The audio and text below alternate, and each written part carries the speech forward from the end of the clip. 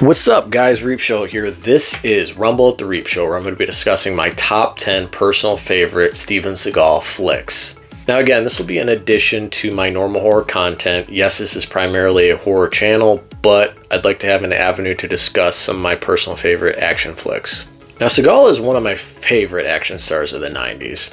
I mean, it's easy to poke fun at him now, but when you look back at his heyday and his initial run, pretty incredible initial run of films. I mean, his first 5 films were all awesome. He essentially brought in Aikido and mixed it in with action, where basically it wasn't strictly a martial arts film. Also, I'd like to mention he's the real deal. I mean, he's a 7th Dan Aikido master. So, I mean, again, you can say what you want about him, but his credentials are there, and I'll tell you what, I mean, that first run is pretty damn undeniable. So without further ado, let's get in this list here. Starting off at number 10, we've got The Glimmerman with Keenen Ivory Wayans here, directed by John Gray.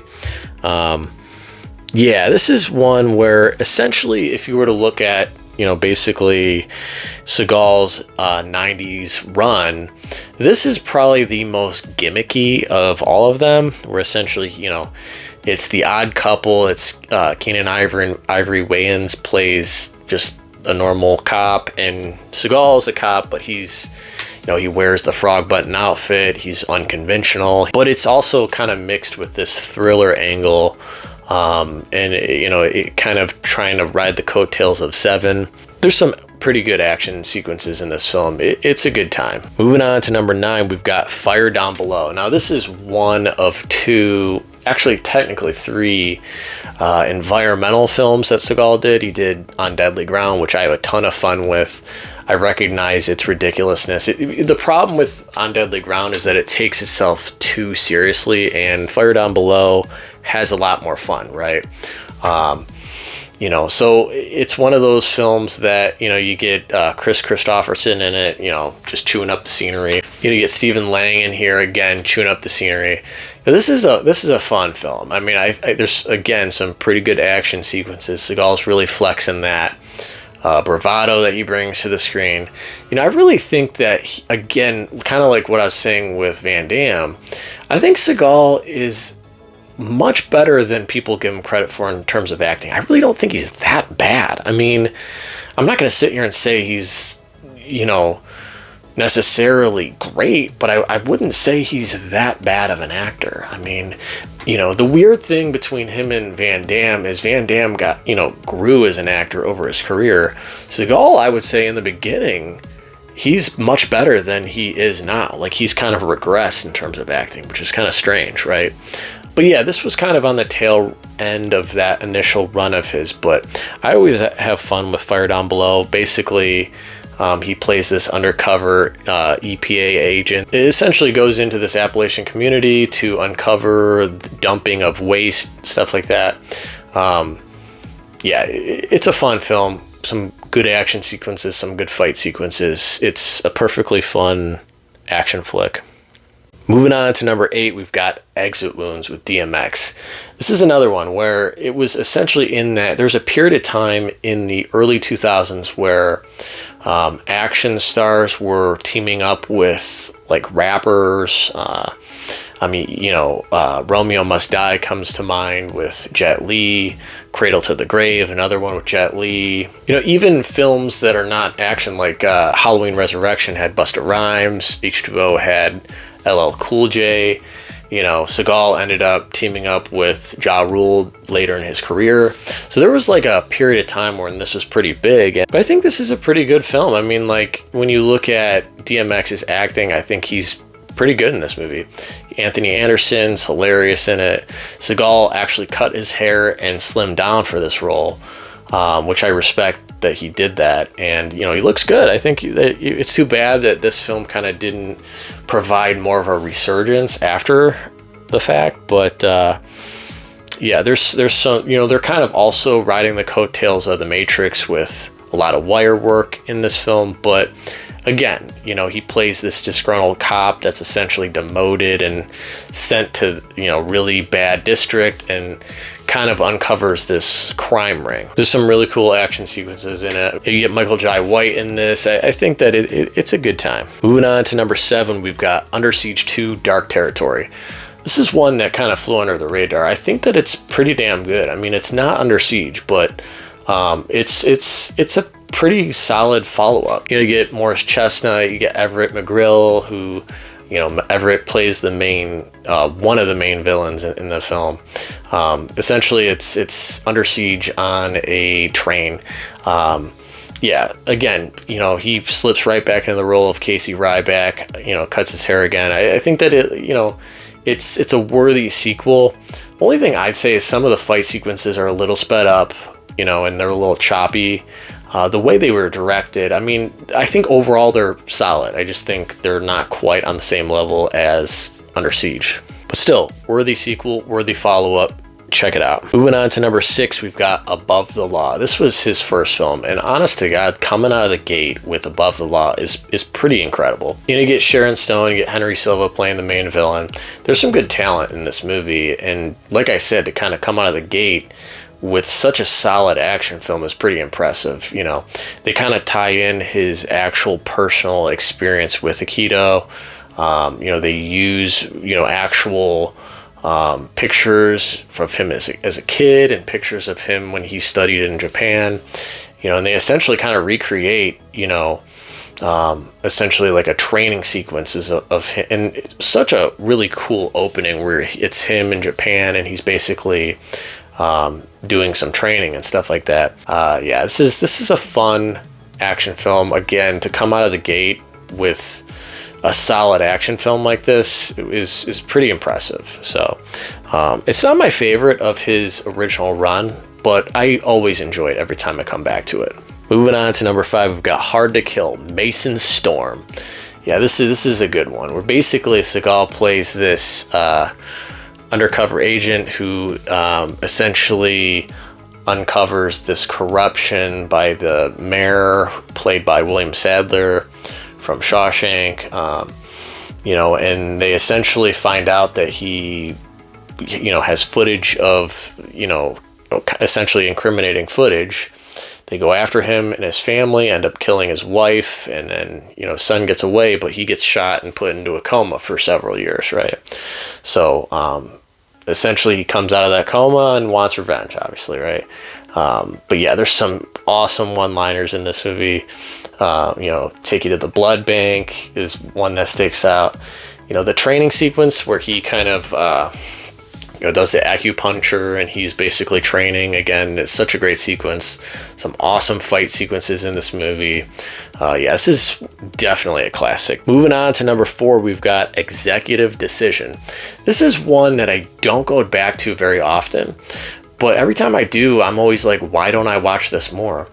You get Kurt Russell in the lead role, and the roles are kind of switched with this one. You know, this is a small role for Seagal where he's not the main star, but I really think his impact is left on this film. Seagal is essentially this colonel that leads this team to board this plane that's been hijacked.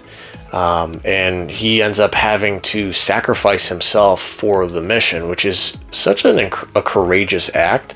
And I really love that impact because he's really only in it for the first maybe half hour to 45 minutes of the film. So, you know, he's essentially not really in much of it. And I really think he does a really nice job in it. So it's definitely one of those ones that kind of flies on the radar for me. But whenever I kind of go through Seagal's films and I check it out, I always go, why do I not watch this film more? Moving on to my top 3 here. And these 3 are these are obviously my 3 favorite Seagal movies. Some of my favorite action films, period. So number 3, and it's like splitting hairs with this top 3 here. If I could put them all at number 1, I might. It's close, but number 3 is Marked for Death. Now, this was directed by Dwight Little that did Halloween 4. Yeah, this is an awesome action movie. You get Screwface, you get the Jamaican twins, some incredible one-liners. You know, hope they weren't triplets. You know, one thought he was invincible, the other thought he could fly. They were both wrong. Yeah, some awesome one-liners in this movie, and some incredible fight sequences, and it's pretty damn violent and brutal. I mean, you know, you really get some, like, you know, obviously with Seagal's fighting style, you know, something I've always appreciated is how brutal it is and how it shows, you know, bones breaking, and you really feel the visceral nature of his fights. You know, what's interesting is he kind of plays a semi-flawed character. He's not Mr. Perfect. You know, he's not necessarily like a crooked cop, but he's not, you know, he's trying to kind of get on the straight and narrow path, you know, and then essentially these gangs kind of move into the neighborhood, and they kind of cross paths with Seagal, which was a mistake, right? Yeah, this is an awesome action movie, top tier Seagal. Moving on to number 2, we've got Out for Justice. Absolutely love Out for Justice. There's a reason it's number 2 on my list. You know, you get William Forsythe playing Richie. Obviously, Seagal's playing Gino. Yeah, this is the thing I love about Out for Justice that gives it the slight edge over Marked for Death is the fact that, you know, Brooklyn feels so fleshed out. Like, you really feel like you know everyone, and like there are some really good character actors in this movie, and you really feel like you're in this world, you're really immersed in it. I think Seagal does fine enough with the Italian accent. I think it's good enough. Essentially, Richie, played by William Forsythe, he plays this, you know, drug dealing criminal who essentially kills Bobby, Seagal's partner, and in broad daylight in front of his family. And basically Seagal's like, you're not going to be able to get away with that in Brooklyn, right? So he goes after him. Yeah, I mean, some absolute bone-breaking sequences in this film. The one that sticks out in mind to me is the fight in that bar where basically Seagal takes a pool cue and just starts beating the hell out of everyone. Love the sequence where he goes behind the bar. He's like, all this boxing memorabilia, who's the boxer? And the guy goes, me. And he's like, yeah? He's like, you a tough guy? He's like, yeah. And then he just like punches him in the face and completely disarms him, like with no effort. It's played for comedy, but it's actually like really cool too. You know, you get Dan Inosanto from Game of Death here. You know, there's some really good fight sequences in this movie. You know, you get William Forsythe playing Richie, and he is just crazed out of his mind in this movie.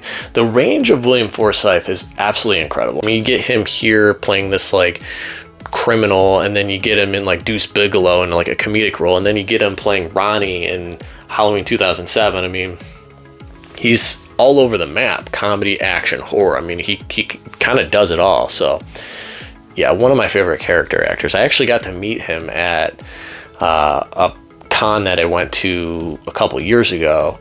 And yeah, really nice guy. Such a nice guy. I got to talking about Out for Justice. You know, he was saying he had a good time filming it.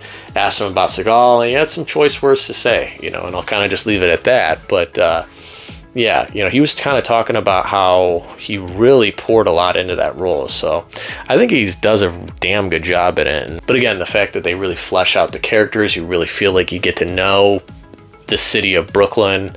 You know, there's some really good character actors in this film. I really think they do a nice job of fleshing out those characters. Moving on to number 1. Under Siege. Now, when I look at Out for Justice and Under Siege, I kind of compare it to Enter the Dragon and Way of the Dragon for Bruce Lee, where basically Enter the Dragon was Bruce Lee's biggest box office hit. It was the most successful, and it was the biggest commercial hit for him. But it was more of a film that he was part of that, as opposed to something that he really had his entire stamp on. And again, I love Way of the Dragon and Enter the Dragon, and I love Under Siege and Out for Justice, but you know, that's kind of how I compare the two, where Out for Justice is my favorite, you know, pure Seagal film. Under Siege is the best Seagal film, right? You know, the cast in this movie is incredible. You get Gary Busey, you get Tommy Lee Jones. Yeah, this is top tier action here. Essentially, he's this ex-CIA operative who has kind of been demoted to a cook role on this naval ship. And obviously Tommy Lee Jones and Gary Busey, they kind of take control of the ship. You get some awesome action sequences here. I love the fight with him and Tommy Lee Jones.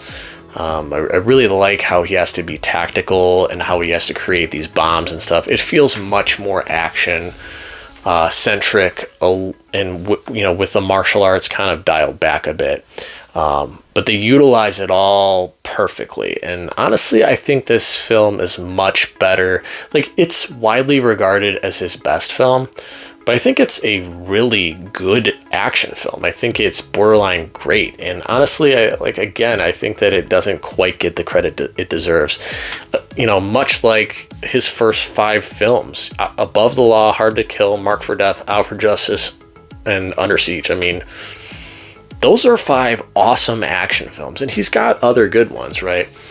Honestly, I'm kind of waiting for more of his films to come out on 4K. Don't really know why they haven't yet. I mean, they've really dipped into Van Damme. I mean, they have a lot of his films on 4K. I'm kind of waiting for at least Under Siege to get on 4K.